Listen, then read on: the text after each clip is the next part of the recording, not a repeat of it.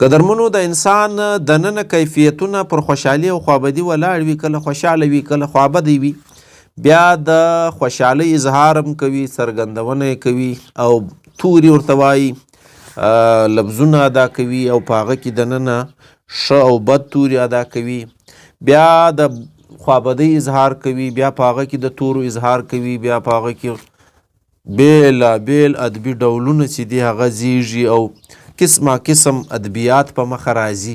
کله دا په شفایي رنګ کې وي، خوندي سوي نه وي، کله بیا زموږ لیکوالان او څېړونکي به دې ته پام سوي څه یې راټول کړي وي. څونې چې زه په خبر یم زموږ شفایي ادب ډېر پراخ دی، ډېر ډولونه لري، د خوابدۍ د اظهار هم او د خوشحالۍ د اظهار هم، خو راټول سوي دومره نه دي.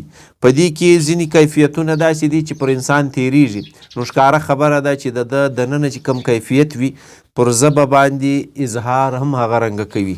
د تور انتخاب چې کوي په دا کې بیا زموږ تاریخ خوندي سي، زموږ لغتونه خوندي سي، زموږ روایات خوندي سي، د زمانې د تګ سره شاته چې کوم رنګونه پاتېږي هغه خوندي سي، حالات بدل سي، وخت بدل سي، هغه تورې هغسې پاته سي. نو دا د شفایي ادبیاتو خوندي کول ډېر خوندور وي. پښتانه چې کله خوابدي سي نو بیا د خوابدۍ اظهار کوي، شراوي کوي، شیرې خیرې. نو دا کله کله داسې ادبي رنګونه ولري چې په هغه کې خوند هم موجود وي د ادب له لارې وي، خو شرا خو رنګ یې ډېر ښایسته وي، ادبي رنګ لري. نو زموږ په ادب کې، زموږ په ژبه کې په شفایي ډول شراوي خو بیخي ډېرې دي چې یو څوک مظلومه وي، ناوسه وي، د هغه خپل بړاس خپل خروش د زړه د غرنګه باسي چې شرا کوي، نور وسخې نه وي. او ځینې خلک هسې شرا کوي له خوږه څخه. دا د انسان پر تعلقاتو ولاړ وي، د انسان پر خوږو ولاړ وي. څوک کورنۍ ته شرا کوي، څوک خپلوانو ته کوي، څوک یې قریب ته کوي، څوک یې شناخته ته کوي، څوک یې سنګلوري ته کوي، بیل لاملونه ورته لټولی سو.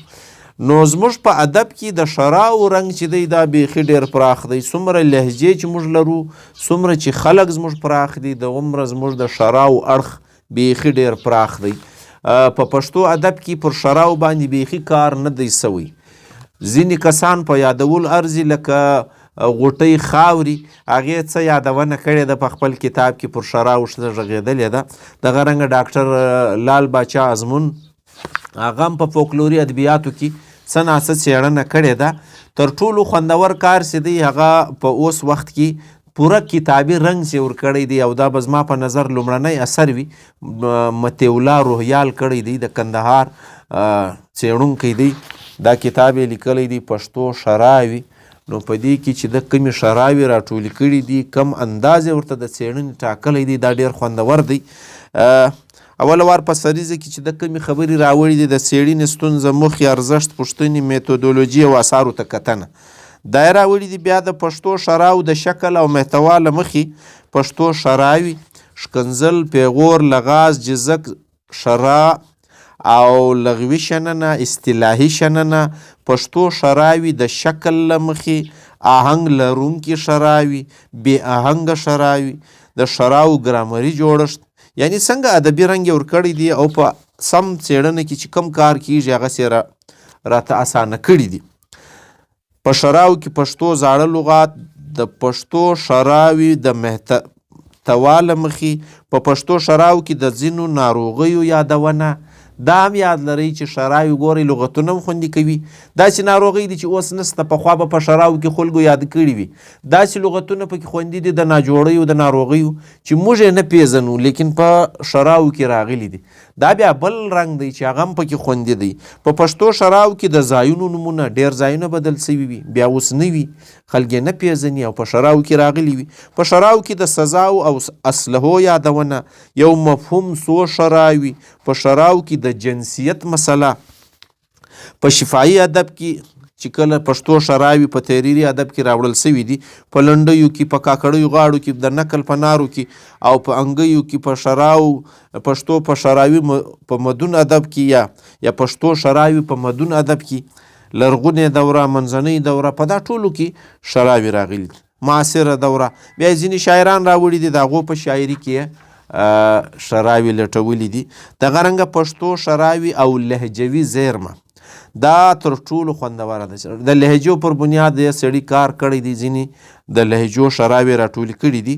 نو کمال خو دا دی چې په دې کې ډېر خوندور رنګونه وړاندې سوي. اوس نو شراوې نر ډېرې کوي که ښځې ډېرې کوي؟ زما په نظر د ښځو برخه پراخه ده، خو هر سړی چې ناوسه وي، مظلومه وي، خوار وي، خوش سوی وي، هغه خامخا تر خوله بړاس باسي. په اردو کې بددعا ده، په انګریزي کې کرس دی، او په فارسي کې زما په خیال نفرین ورته وایي، د افرین الټ. نو دا د نړۍ په هره ژبه کې سته. بد رنګ سته، شراوي سته، څوک چاته دعا کوي، څوک چاته شراو کوي. نو دا رنګه زموږ د پښتو شراوي د پښتنو په مابین کې بیخي خوندوري دي. کله چې زموږ دې څېړونکي بېلابېل رنګونه شنلي دي، نو دا یې ډېر په خوند باندې موږ ته ایښي دي چې د کم کم رنګونو شراوي له موږ سره موجودې دي، او په خپله چې د انسانانو تر مابین کم لغازونه او پیغورونه یو بل ته ورکول کېږي، په هغه کې هم کم رنګونه سته. دا به بله ناسته پر وکړو چې څنګه اسانه کېږي، څنګه روانې وي په پښتنو کې د شراو رنګونه یا د نورو لغازونو پیغورونو رنګونه په پښتنو کې. تاوانونه هم ځینې پیښیږي او بدۍ هم ځینې پیښیږي، او ځینې داسې وي چې هغه بیخي د ادب له لارې سړی ورته وګوري نو ډېر بیخي موږ ته داسې خوندوره وبا دې ووهه په وبا دې مرګ سه. اوس د وبا ناجوړي څه ده، ډېر کم خلک یې یادوي. ناسور سي، و د ناسور کینسر چې نن سبا مشهوره دی، نو پخوا به د ناسور په نامه و. نو دا د پښتو په شراو کې بیخي ډېر راغلي لغتونه دي چې سړی خپلې زړې زمانې ته بیایي او د هغه زمانې یادونه پکې خوندي ده. بادغولنج درد در ولویږي. بادغولنج درد څه ته وایي؟ رویال صاحب خو شنلی دی. اوس دا د کمې زمانې توری دی او دا د تر موږه پورې را رسېدلی دی په کتابي رنګ کې. اوس دیک دی در ولویږي. دا رنګه زموږ خلک چې شراوي کوي په کم اندازې کوي، د کم رنګ شراوي دي، مکفا غوندې شراوي، ادبي شراوي، غیر ادبي شراوي، دا ټولې و موږ ته مطیع الله رویال صاحب په کتابي بڼه کې ایښي دي. بیا نو که سره بدرنګه سي، بدرنګه کېدل په شکل کې، ګونګی سي، د ګونګې کېدلو په شکل کې، یعنی څو مفهوم ځواني مرګ سي، موږ تاندبال سي، او شرمېدل، ړندېدل، رسوا سي، او په خاورو واوړې، په بلا واوړې، دارنګه شنډه سي، پر بن واوړې، یوه ښځه و بل ته وایي د بن میرمن سي، د بنې میرمن سي. دارنګه شراوي چې دي دا زموږ په ادب کې بیخي ډېرې دي، او دا شفاهي ادبیات دي، ولسي ادبیات دي چې راټولول یې ډېر خوند کوي. بیا رویال صاحب په ادبیاتو کې په ټپو کې په لنډیو کې سي راوړي دي. دا خو نو ښکاره خبره ده چې سړي بړاسي باسي نو هغه به په ادب کې موجود وي. زما د زړه بازار وران سي، په تا کې بله سودا نسته بې له غمه، ورانېدلو شراب پکې سوې ده، بازار ته ویل سوي دي له خوبه ویښ سه ځواني مرګ سي، خولګۍ مې واخه په بانه راغلی یمه. دغه رنګه په ټپو کې بیخي ډېرې شراوي زموږ قدرمن څېړونکي راټولې کړي دي. په کاکړۍ غاړو کې هم بیخي زما د خارې سي لاسونه ګډول مه د ګران پلونه، نو لاسونه خارې کېدل دا هم په خپله خوندوره شرا ده چې سوې ده، سړی ورته وګوري خارې سي لاسونه خارې کېدل، نو هغه ادبي رنګ یې پروت دی، یو خوندوره غاړه ځینې جوړه سوې ده، سترګې وخورې دا ګردۍ پر ما د سپی وغږاوئ. نو دا رنګه بیخي ډېرې غاړې راټولې کړي دي. بیا دغه رنګه د نقل چې کومې نارې دي په نقلونو کې چې بېلابېلې نارې دي په هغه کې هم شراوي سوي دي، زموږ څېړونکي راوړي دي. او په پای کې بیا دا خوند پکړی دی چې د شراو لهجوي شکلونه چې د کم په کمه سیمه کې شراوي راټولې کړي دي، د کمې لهجې دي، د هغو یادونه هم کړې ده او راوړي دي. اوس د فتح خان بړیڅ په نقل کې یو ناره ده که اور ګډ کړې د بړیڅو په سپین ژیرو مرور یې په خوله نه کړل، لا د لاسه ورښیي هغې ملکونه.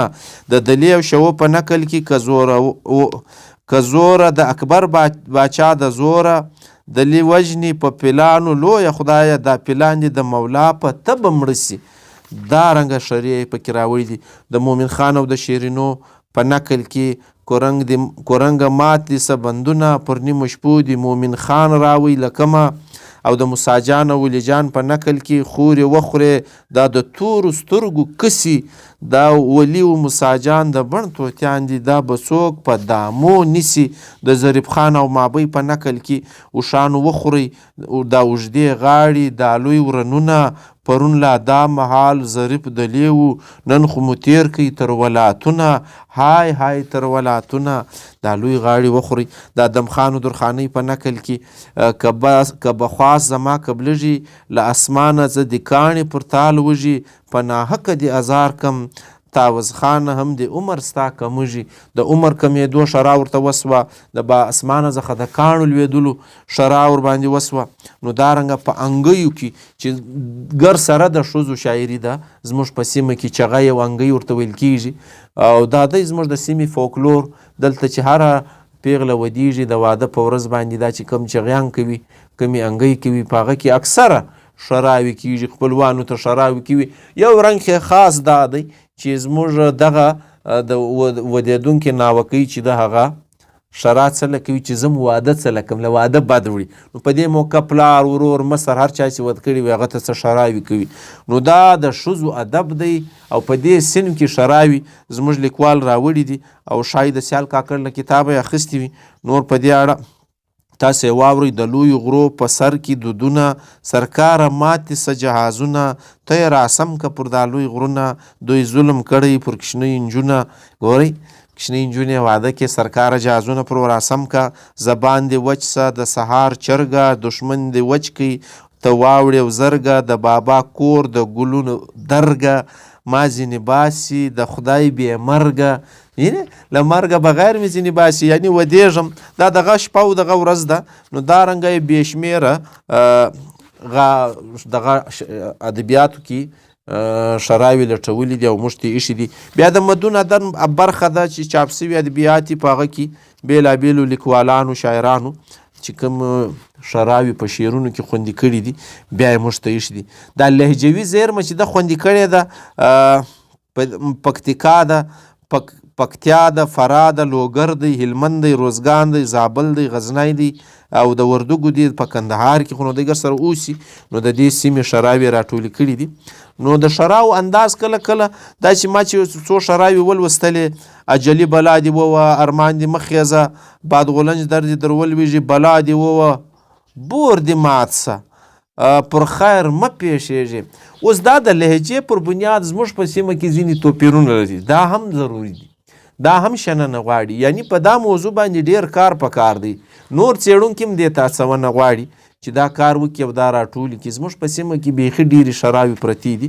او رنګ یې له دې راوړل سوو شراو څخه جلا دی لغتونه یې جلا دي نو ځکه چې سیمه بدله ده نو حالات به هم بدل وي لغوي زیرمه به هم بدله وي غرض مې دا دی چې پښتانه شراوې کوي د زړه بړاس باسي تر نر زما په نظر د ښځو برخه پکې زیاته ده او په داسې کتابي شکلونو کې چې دا ادبیات راټول سي دا ادبي شننه یې وسي نو په دې باندې ژبه غني کیږي او خوندي کیږي زاړه آثار کې خوندي کیږي تاریخ کې خوندي کیږي نو د مطیع الله رویال دا اثر چې دی دا ډیر خوندور دی تاسو یې لوستلو او څېړلو ته رابولم پر دې موضوع باندې کار نه دی سوی وایي کاستی د هرې سیمې لیکوالان د خپلې شراوې راټولې کړي د خپلې سیمې چې څه رنګه دي او د هغې شننه دې موږ ته اسانه کړي